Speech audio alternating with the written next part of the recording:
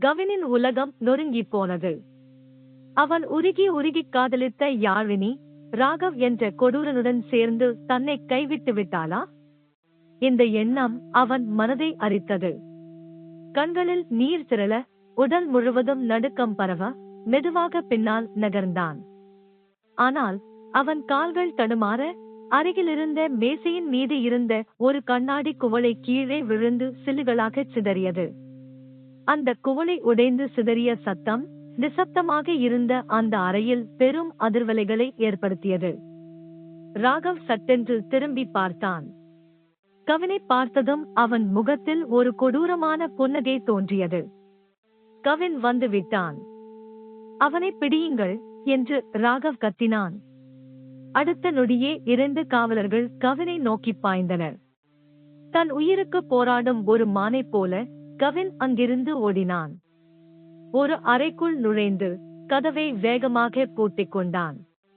அவன் இதயம் படபடவென்று அடித்துக் கொண்டிருந்தது. மூச்சு திணறியது. சுற்றும் முற்றும் பார்த்தான். அந்த அறையின் சுவர்கள் முழுவதும் மர்மமான புகைப்படங்களாலும் ஆவணங்களாலும் நிறைந்திருந்தன. காணாமல் போன இளம் பெண்களின் புகைப்படங்கள், மர்மமான மருத்துவ அறிக்கைகள், ரகசிய மருந்து பரிசோதனைகள் தொடர்பான பல ஆவணங்கள் என அனைத்தும் அவனை குழப்பின.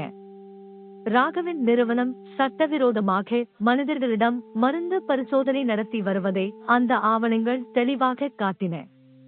அந்த கொடூரமான உண்மை கவினின் மனதை உலுக்கியது.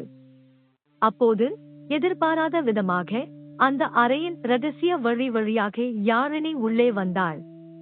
அவளை பார்த்ததும் கவினுக்குள் இருந்த கோபம் எரிமலையாய் வெடித்தது. அவன் வேகமாய் யாழினியின் கழுத்தை பிடித்தான். என்னை காதலிப்பதாகச் சொல்லி ஏன் என்னை ஏமாற்றினாய்? என் காதலை ஏன் இப்படி பயன்படுத்தினாய் என்று கவின் ஆவேசமாக கத்தினான். யாழினியின் கண்களில் இருந்து கண்ணீர் ஆறாக பெருகியது. நான் உன்னை ஏமாற்றவில்லை கவின். ராகவ் நம்மை பார்த்து கொண்டிருக்கிறார். அதனால்தான் அவருடன் சேர்ந்து நடிப்பது போல் நடித்தேன். இது ஒரு நாடகம் என்பதை நீ புரிந்து கொள்ள வேண்டும் என்று அவள் கண்ணீருடன் கூறினாள்.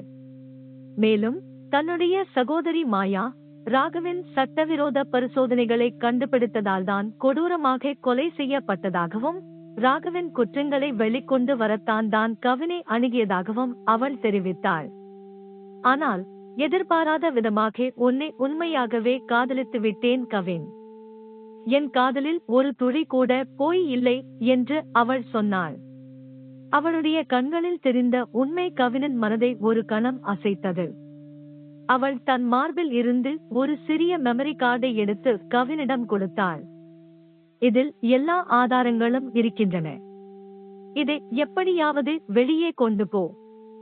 இதுதான் ராகவின் அழிவு என்று அவள் கெஞ்சினாள். அப்போது ஒரு பலத்த சத்தத்துடன் அறைக்கதவு உடைக்கப்பட்டது. ராகவ் ஒரு துப்பாக்கியுடன் உள்ளே வந்தான். அவன் முகத்தில் ஒரு கொடூரமான புன்னகை.